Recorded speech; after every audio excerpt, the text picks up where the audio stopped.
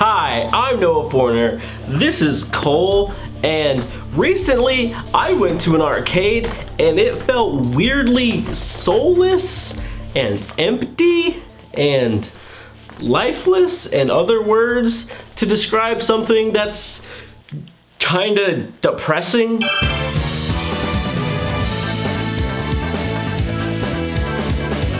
And yes, I'm aware of the fact that I'm a 22-year-old in a child casino, but this is also an adult place to go. There's a bar, there's food, you can watch sports. But I'm not alone in this feeling. There are other people my age and whoever the fuck else remembers what a good arcade used to be. But to avoid seeming like an old man yelling at a cloud about things back in my day, here are some things that I do enjoy. Stop touching the mic is now in.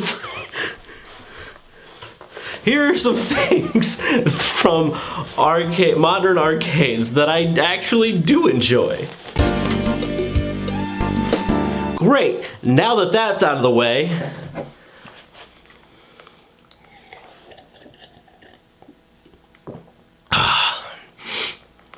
you know, if you really want someone to do a shoot promo on you, Noah, yo there, rip your asshole, yay fucking wide. So, for starters, let's talk about the currencies in arcades. Used to be tickets, tokens, two very easy to understand gimmicks. They've been around forever.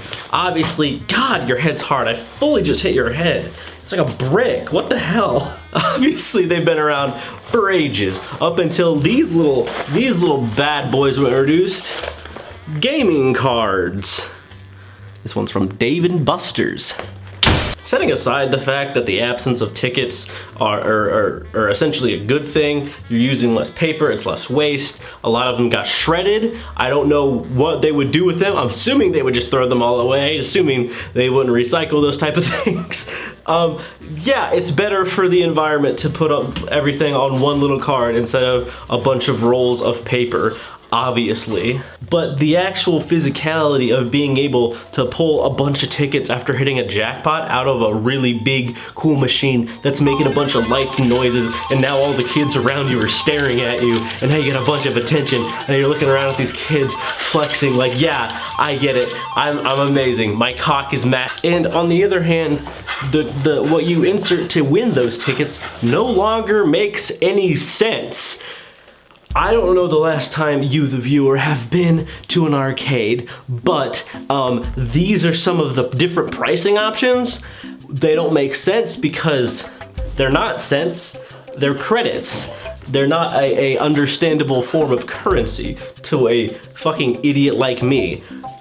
7.7 credits versus 3.5 credits doesn't. There's not a physical attribute to a credit, just like there is to a ticket, that I can see how much I have of one of each thing. Also, yeah, it was cool. I would carry around a cup of coins and just be able to see and shake it while I'm playing the game and be able to see how many I had left. While the computer, the little screen, will just be like, you have 0.513 credits left, which I don't understand what that means. And also, I used to collect a bunch of the little tokens and coins from different arcades that I would go to wherever and whenever I would keep one. And I kind of wish I still had them because this is fucking a cool thing to me. And yeah, I know it's not necessarily a bad thing, and some of the coin and ticket related games still exist, like coin pushers and little ticket claw games, but they don't actually exist. The coin pushers don't actually give you any coins. The ticket launchers just kind of scan a code after it drops in the claw machine, and you don't get the tickets. Because the fun of an arcade is coming to do something that you couldn't normally do at home, especially in the modern age, when you can do a lot of different types of games at home.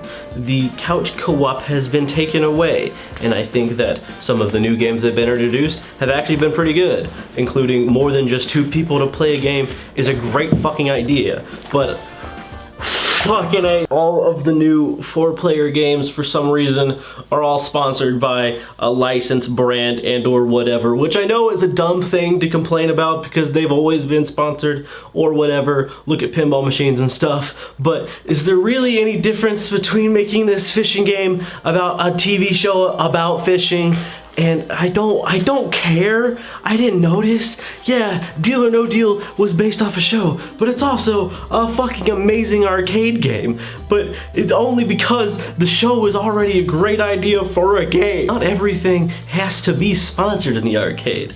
Yeah, it improves some things, but others, like, what, why? Why is this here?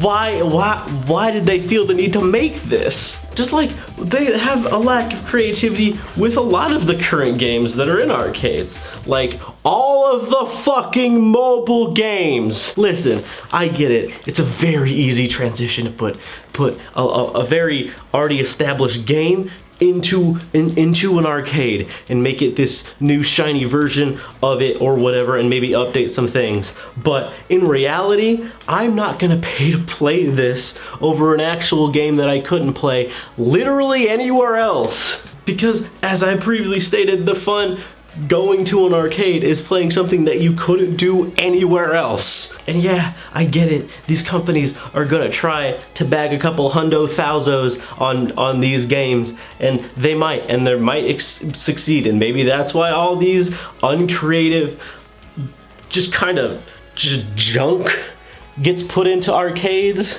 That's still okay, because if you ignore all of that, which is about half the arcade, you might still have some fun. Yeah, there's still a little cheap nothing prizes that I do love to get, but there's also like good updated things that make sense, and it's not just prices that are heavily skewed so that you can only buy the smallest of items. And some of these arcades are not just arcades, they're more adventure parks. They might have other attractions like a bowling, a go-karts, a mini golf, laser tag. One of them had bumper cars when I was little. A lot of these places still do keep some of those cult classics, like your Deal or No Deals, your Jurassic Parks, your Terminators, your fucking Big Bass Fishing. Let's fucking go! I think it's still good to have your core essentials in to keep a fuckhead like me to still be like, all right, it's still a bit of fun, I guess. It's still good. It's still good. And I know, again, I'm a 23-year-old man and eating rat pizza at a child casino.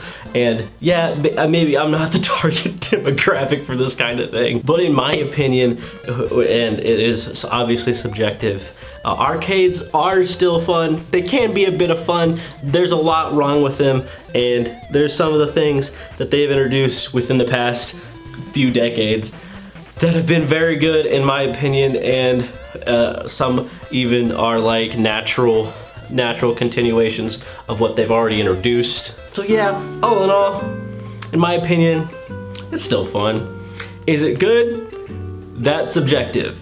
I think you could still waste 2 Virgils here and have a blast, but it might not be at its peak in your brain or in my brain, or I'm just older and it's not as fun anymore because I'm not a child.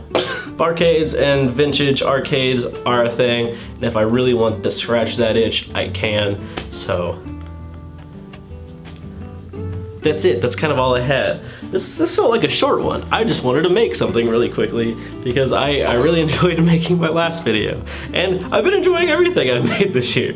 And you should go watch everything I've made this year, and you can do that right here. Cole, get the fuck up here. We're doing the outro, and you can watch that over here. And if you'd like to subscribe and to see what I put out else in the future, oh thank you. You could do that over here. He's pointing. And I've been Noah Fortner. This is Cole. And what do you think about an arcade?